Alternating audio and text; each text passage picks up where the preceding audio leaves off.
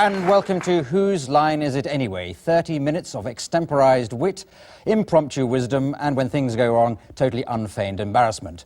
But trying tonight, we have Richard Kaplan, American comedian, bringing us the excitement of Chicago improvisation all the way from his home in Los Angeles.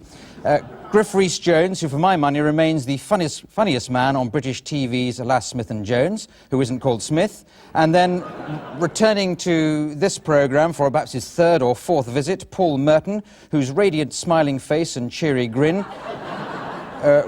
we have yet to see. And finally, the battler of Largs himself, John Sessions, clearly destined for fame and fortune once he throws off his natural diffidence and shyness. Ladies and gentlemen, the contestants. All right. Right.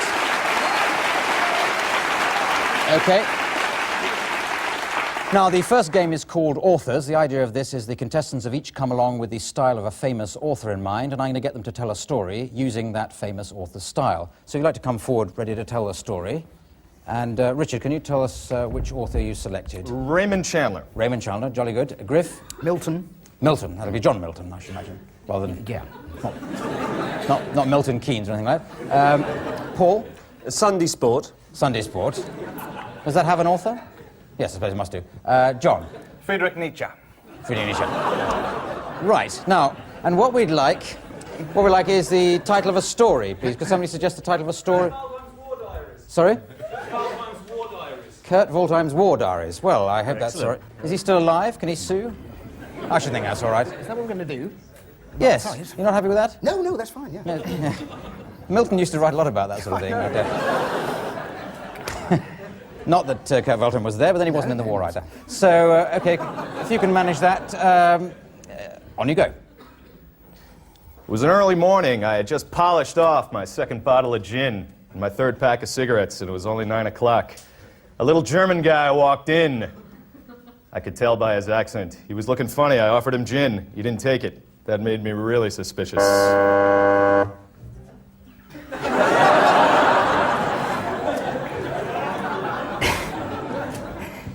Thus spake the Yank. As when a mighty whistling roar across the high mountains far from the coast of Scylla and Charybdis, and like a mighty whinging adamantine rock, the figure of the little crouch on a simple stool. Kurt Waldheim. Is he really Elvis Presley?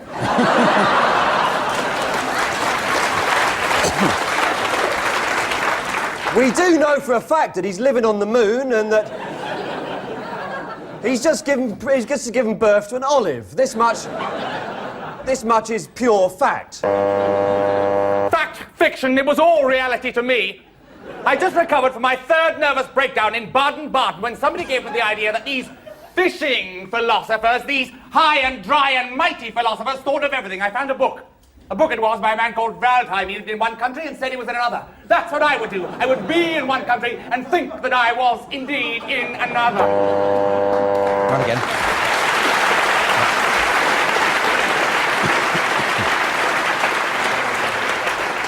What else could I do? The German was desperate. He stood in my office, refusing my gin and cigarettes. I took him on the road. Out. A road so long that length, if it were as short as time itself, long would it not be that it was so long. Can you see a picture of Hitler in this shredded wheat? The true Godhead was not, as I thought, in infinity, but infinity, in a book, filled, firm, and solid. There it was, indeed. In my mind it was, beating and throbbing there to the high Zarathustra, lower down to the earth. Ecce homo, there the book. Ecce homo, there Waldheim. Thank you very much. Thank you. Thank you very much. Yeah. Well, I can't distinguish any of the contestants there, so I'll give double points to Richard Kaplan. 20 points to him, 10 each to everybody else. Now, the next game is called Film and Theatre Styles. The contestants will be acting in pairs, improvising a scene which I'll be giving them in a moment, starting with Paul and Richard. So can you come forward, ready? And we'll be cutting in with different styles for them to switch into, as and when we feel like it. So can we have a few film and theatre styles that you might be able to suggest for us? Monty Python, okay. Science fiction? Oh, we have horror quite a lot. What's that? Spaghetti Western? Kung Fu? What was that? Russian constructivist cinema in the 1920s. Yeah. 1920s, you got that? Can you be more specific? Is that like pre-1923 or after 1921? All right, now the scene we'd like to improvise is a big businessman buying out a little sandwich shop or sandwich seller. So if you like to be the big businessman. Listen, I see enormous potential here in sandwiches. Well, So I- you're gonna fall through the net. You're the little guy. It's the big guys who do good in the end, so don't worry about it there, fella. This has been my life. These tomatoes and cheeses, they're like friends to me. Tomatoes, cheeses, give me a pastrami, give me a rye, give me a roll. Spaghetti Western.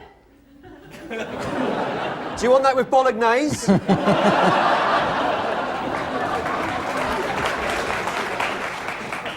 Brown or white? If you cut my sandwich, I'll have to cut you. I've got a fistful of ham here. I'll pay, I've got a fistful of dollars. Monty Python. No! The ham! Yes, this is an ex-ham sandwich. I took this ham sandwich away from this shop no less than an hour ago. No! Yes! Say it isn't so! I won't. This is an ex-ham sandwich. Horror. My God, the ham! It's crawling up your arm! Oh, John! David! Get it off! Get it right! Kill it! Kill it! Oh! Oh! Okay. All right.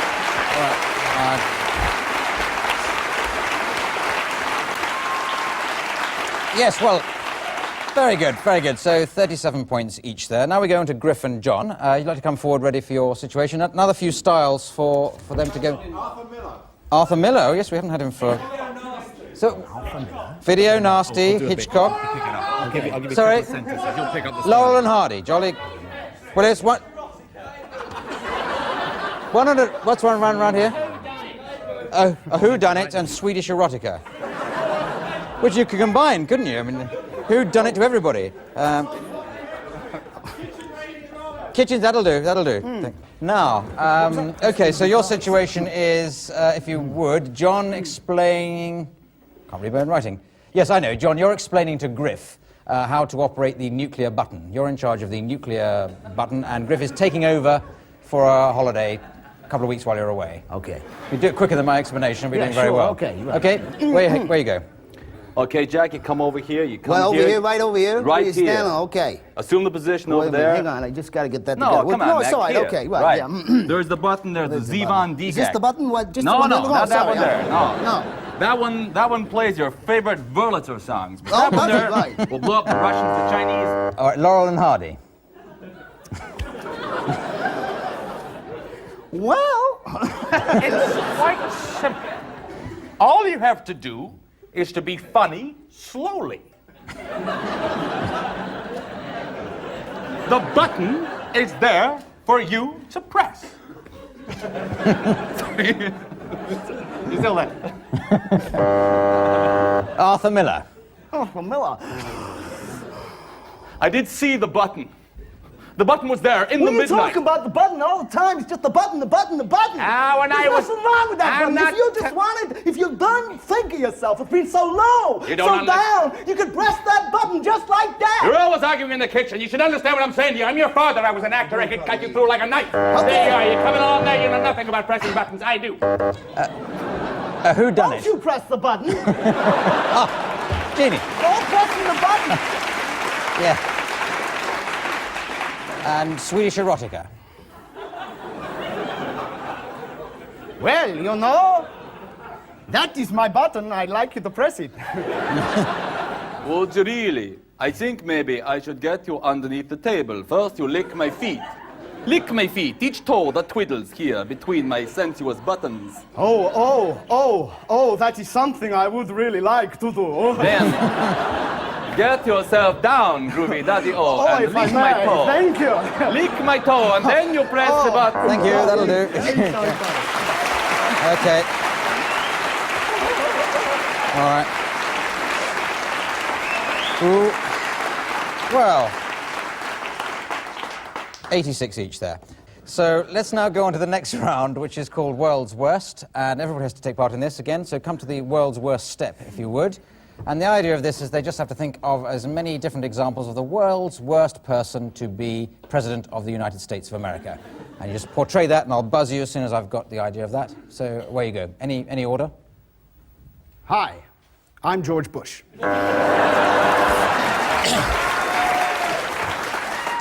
Hi, I'm Michael Dukakis. I, Lee Harvey Oswald.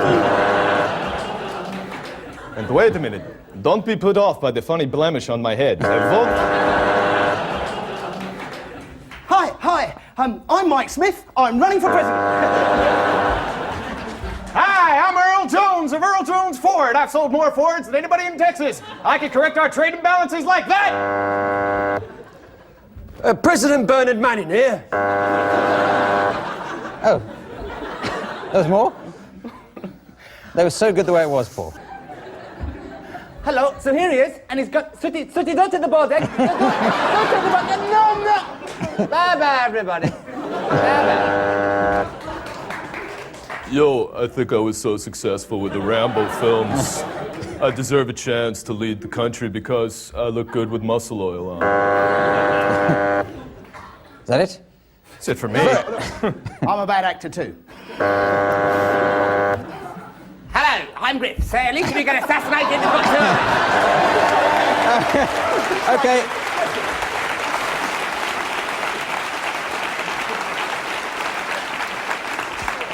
Well, while I work out the scores of that, we go away for an advertising break, and I speak very quickly to try and catch up the man who has to play in the signature tune at this point. Go.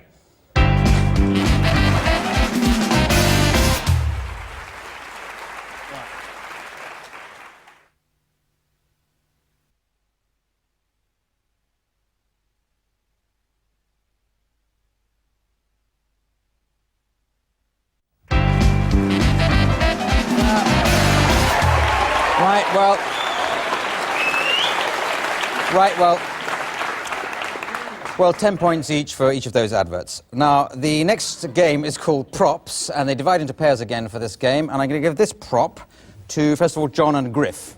So, John and Griff have got to come up with as many different ways of using this prop as possible. And Paul and Richard, you have this prop, and you at the same time are coming up with as many different examples for that. And we buzz between the two, as usual. The more ideas, the longer it goes on for, the longer we have to wait for the next round. So, Griff and John, you start. Oh, Go. my God. Yes? Are we off? Yeah. Oh, Hello, we're the Bill and Ben Puppet Company. Here's Ben. And here's little Wee.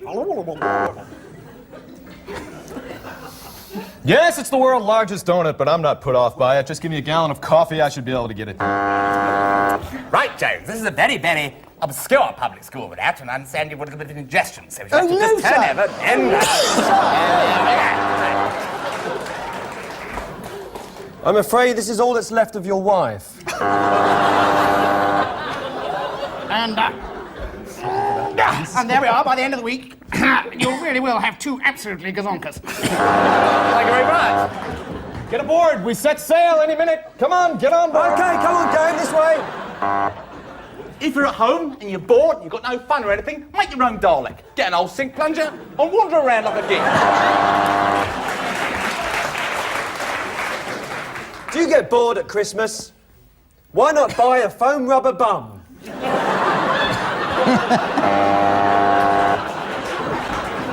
Hello, you've seen me do my wobbling plate in the air like this. I can make it go upside down as well.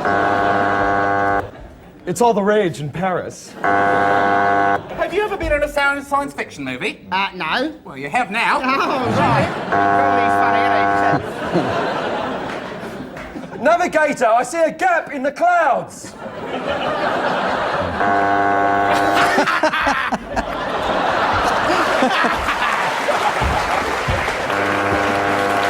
Thank you.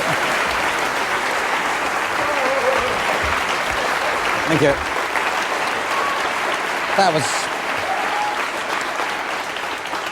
That was indescribably good, so 5 points each. Now, the next game is called Remote Control. The idea of this is each of the contestants is playing the part of a different television program, which is on at the same time, and I flick from channel to channel with my remote controller. So if you'd like to come forward ready to play your different stations.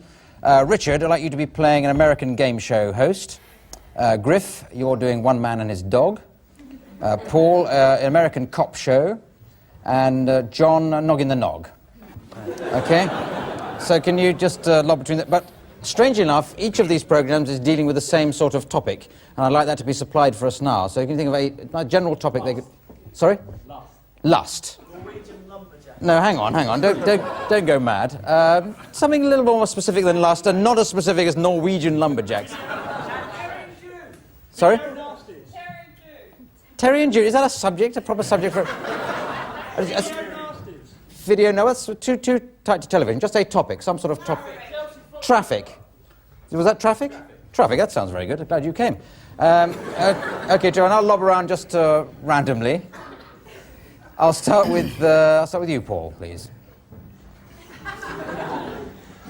It was just another day in an ordinary life down at the police station. It was about 2:30 in the afternoon when I realized that it was 2:30 in the afternoon. The traffic outside was getting louder and louder. It seemed that the guys out there were driving with microphones in their exhaust pipes. John. And Noggin and von Ogson found the contraflow. They sat there for an hour. And had their tea and thought and chatted and looked. And Graculus the green bird was caught way up high up in the Yorkshire moors, maybe on the M6. And down they came again, happy and sad and happy. There the sea, blue beside them. The Belisha Beacon. Richard. Hi, welcome to Crash, the show where we reward the person who has the most horrific automobile accident. Last week, John Smith from New York City advanced to the next round when he severed his legs running his Ford off a bridge.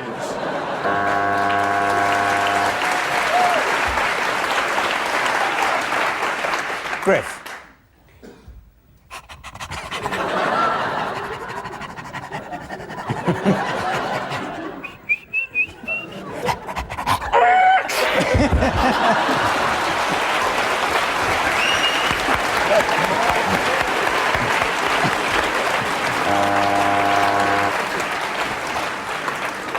John.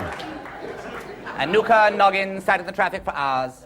You're always sitting in the bleeding traffic, aren't you, Noggin? Said Nuka. Yes, we are. And then they went round the roundabout, up to the cold north, the north by the Belisha beacons. Further away they went. Griff. Come on, what? How are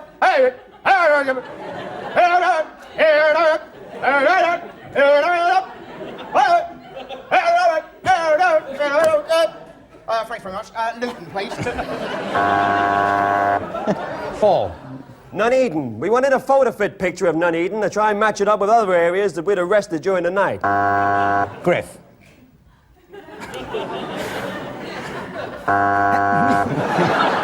Richard. No, I'm sorry, Mary Smith. You'll be penalized for wearing a safety belt and not being thoroughly intoxicated while you ran our course.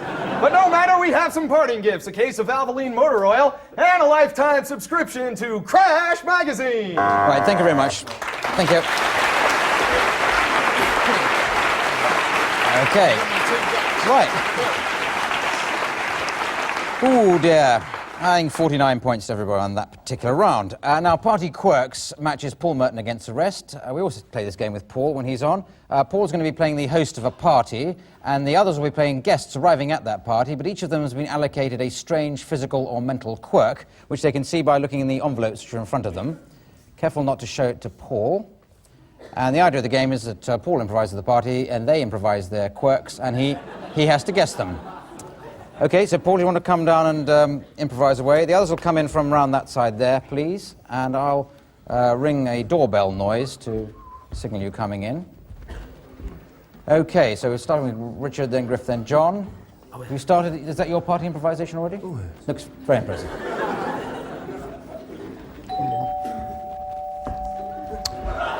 Hello, Richard, come in.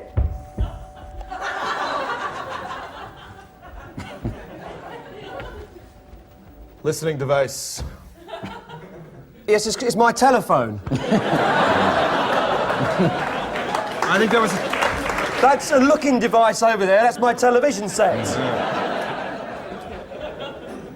Don't trust him. No, Don't can trust I- him at all. Well, can I give you something? Would you like some wine or some beer, perhaps? Yeah.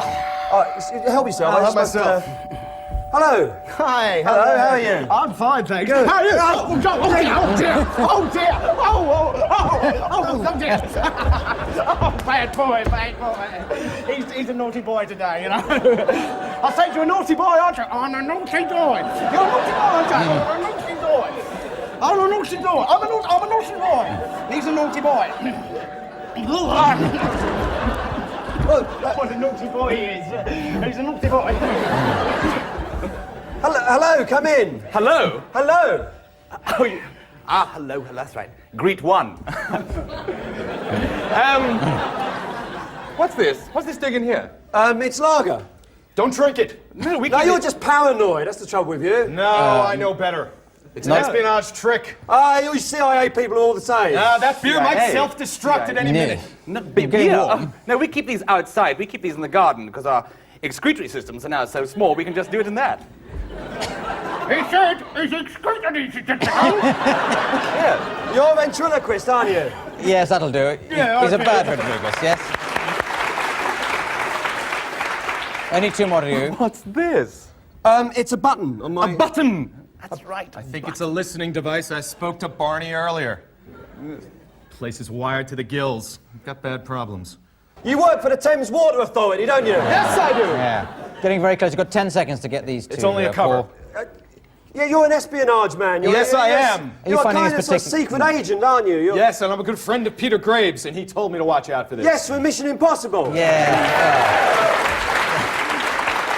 Do you mean to say that you don't break these down now and use them as contraceptives? No, not the Twiglets, no, we just... That's the end there, Paul. I'm sorry I didn't get there. Any last guess for what John is? No, I don't know. The future? The future. Yes, that's the thing I was leading you away from. Oh, I see. Thank you very much, Paul. I'm just being thick, aren't I? I don't know, we keep... The future. Well, I don't know. It's very difficult to score that one. I think 15 points for the improvisers and none again for Paul Merton. And I was going to give you a bonus for not mentioning Twiglets this week, but you blew it just at the end. So. In doubt, go for the Twiglets laugh. Right, well, that brings us to the end of the show, and just totalling up the points, I see that, for the first time, we've got a draw. So it's a draw between Griff and John. Griff Rhys-Jones and John Sessions, so well done.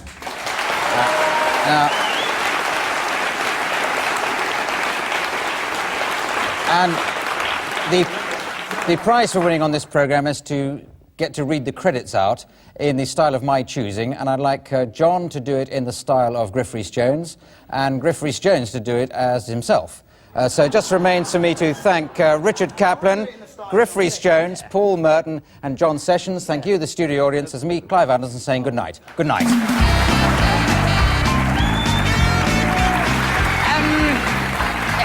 Whose line is it anyway? Lies inspired by John Patterson, Mark Lewis, Clive Anderson, and John Sessions, Paul Merton, Griff Rhys-Jones. Home music by Phil Film clips supplied by Simon Morrison. This is a Rolf Story. Videotape, floor manager Janet Stewart. Very good, Janet. Stage manager Hilary Groves. Costume designer, makeup designer, production buyer for one billion. Yes, production new Alan Buckley. Yes, research James Digger. Lighting director, Michael Yard, designer Pete Gardner. Executive producer Denise O'Donoghue, producer Don Patterson. Where's Mel?